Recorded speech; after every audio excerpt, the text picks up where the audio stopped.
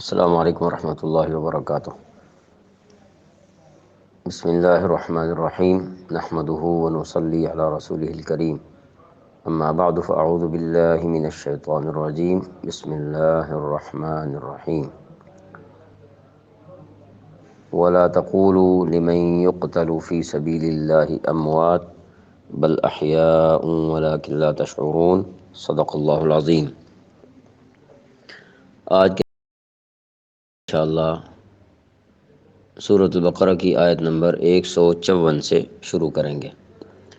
ولا تقولوا، اور نہ کہو، لمن، اسے جو، یقتل، مارے جائیں، فی میں، سبیل اللہ، اللہ تعالیٰ کا راستہ، اموات، مردہ، بلکہ، احیاء، وہ زندہ ہیں، ولیکن، اور لیکن، لا تشعرون، تم شعور نہیں رکھتے۔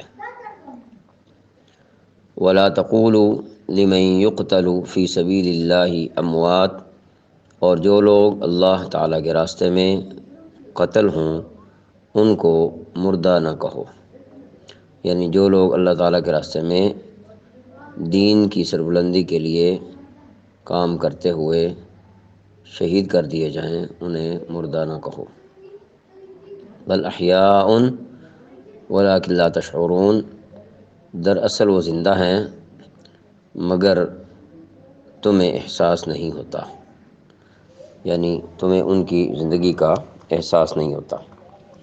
تو قرآن کریم کی اس آیت مبارکہ سے یہ بات پتہ چلتی ہے کہ دنیا کی زندگی بظاہر جب موت کے ذریعے سے ختم ہو جاتی ہے تو اس کے بعد پھر بھی ایک زندگی ہے۔ بے شک وہ زندگی دیکھ کر کوئی واپس نہیں آیا، نہ کسی نے آ کر یہ بتایا ہے، لیکن قرآن کریم کی یہ آیت اس بات کو واضح کر رہی ہے کہ ان کو زندگی حاصل ہے۔ کیفیات جو ہے وہ مختلف ہو سکتی ہیں۔ اسی طرح شریعت مطہرہ میں بھی اس بات کے دیگر دلائل بھی موجود ہیں، حدیث مبارکہ میں بھی، جس سے یہ بات پتہ چلتی ہے کہ دنیا کی زندگی جب ختم ہوتی ہے تو اسے موت کہا جاتا ہے، تو موت دراصل اگلی زندگی کی طرف جانے کا ایک راستہ ہی ہے۔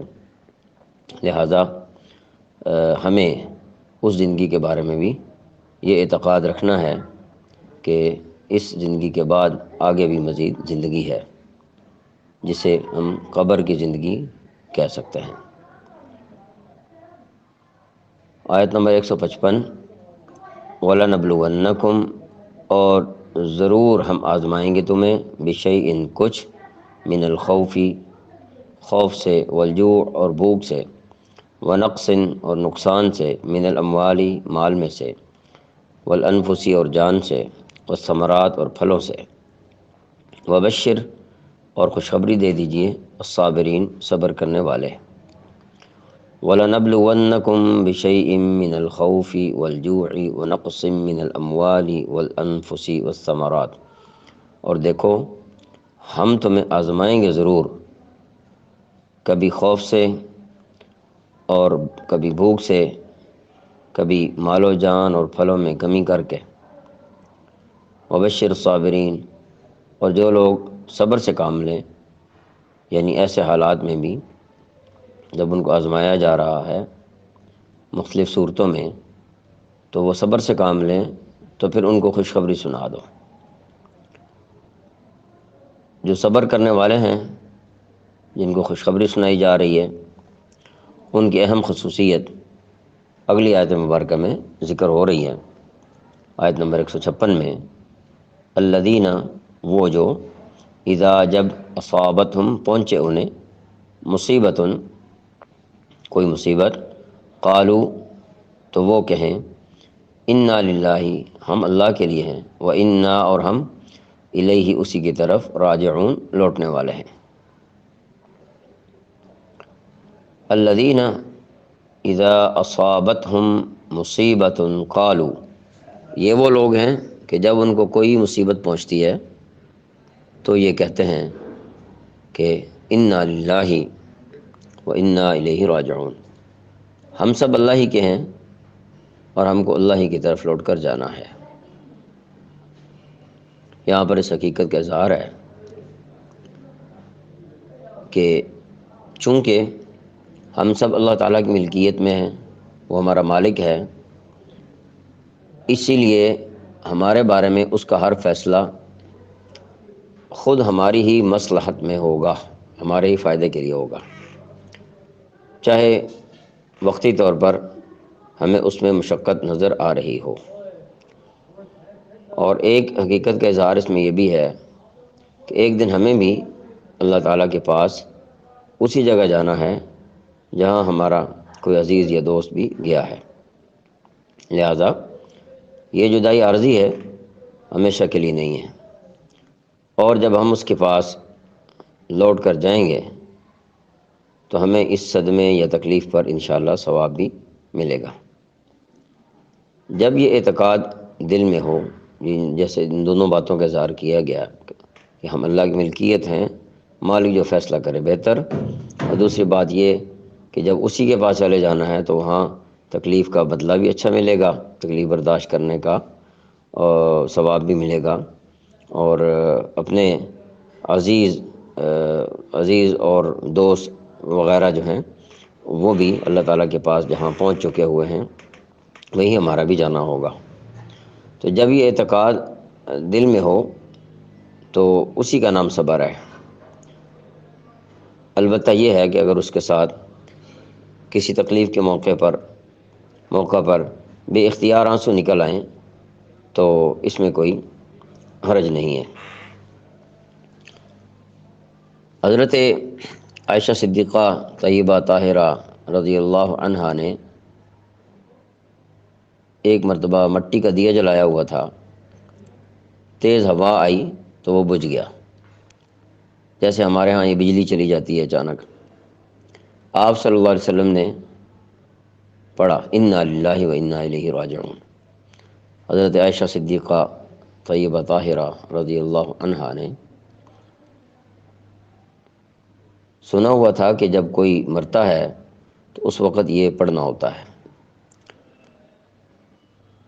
کہنے لگی حضرت یہ تو دیا بجھا ہے اور میں ابھی اس کو جلا دیتی ہوں۔ حضور علیہ الصلوۃ والسلام نے ارشاد فرمایا عائشہ، ہر وہ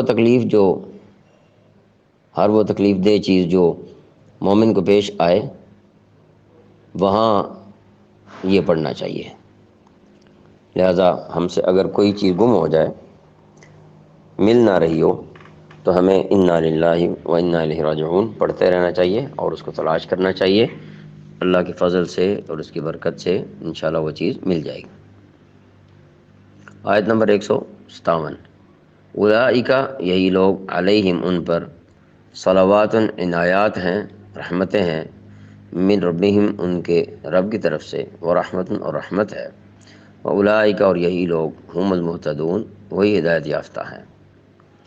اولئک علیہم صلوات من ربہم ورحمہ، یہ وہ لوگ ہیں جن پر ان کے پروردگار کی طرف سے خصوصی عنایات ہیں اور رحمت ہے، یعنی یہ خصوصی عنایتیں ہیں، خصوصی رحمت ہے، اور دوسرا عمومی رحمت بھی ہے۔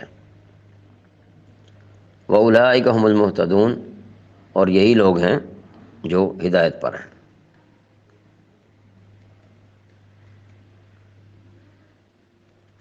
اس کے بعد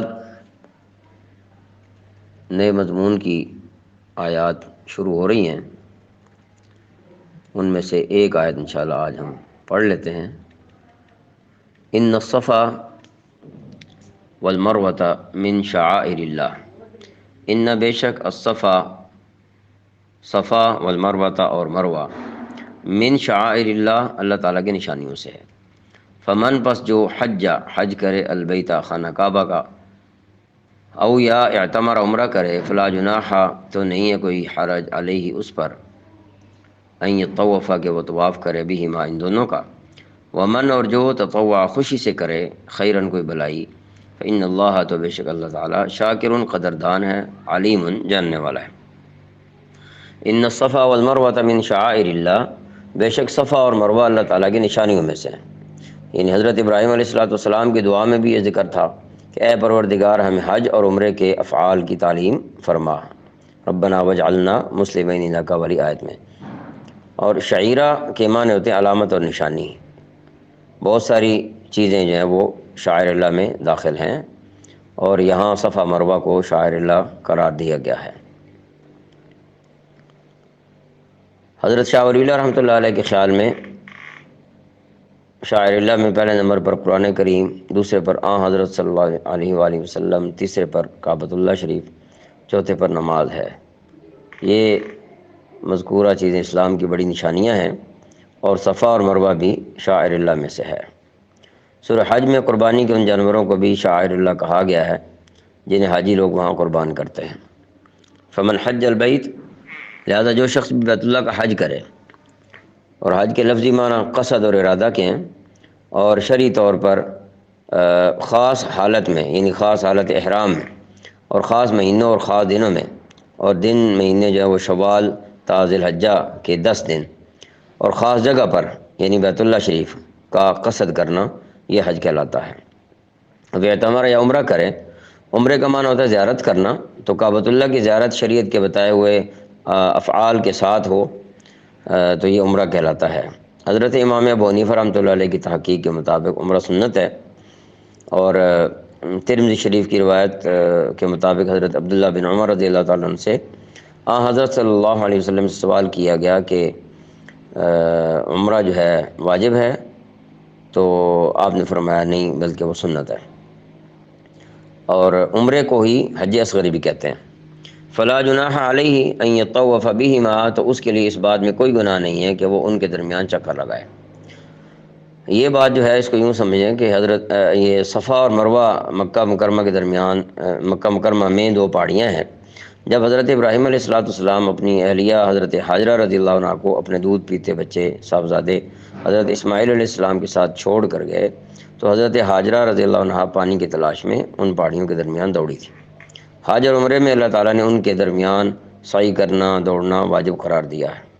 اگرچہ سعی واجب ہے، مگر یہاں کوئی گناہ نہیں کہ جو الفاظ استعمال فرمائے گئے ہیں، یہ اس لیے کہ زمانہ جاہلیت میں یہاں 2 بت رکھ دیے گئے تھے، جو اگرچہ بعد میں ہٹا دیے گئے، مگر بعض صحابہ رضی اللہ عنہ اجمعین کو یہ شک ہوا کہ شاید ان پہاڑیوں کے درمیان دوڑنا جاہلیت کی نشانی ہونے کی وجہ سے گناہ ہی ہو، تو آیت نے یہ شک دور کر دیا کہ فلا جناح علیہ ان یطوف بہما۔ ومن تطوع خیرا، اور جو شخص خوشی سے کوئی بھلائی کا کام کرے، مطلب یہ ہے کہ کوئی سا بھی نیک کام ہو، کسی نوعیت کا ہو، کسی درجے کا ہو، جو بھی انسان خوشی سے انجام دے گا اس کا اجر اسے مل کر رہے گا۔ فإن اللہ شاکر علیم، تو اللہ تعالیٰ یقیناً قدردان ہے اور جاننے والا بھی ہے۔ اللہ تعالیٰ عمل کی توفیق۔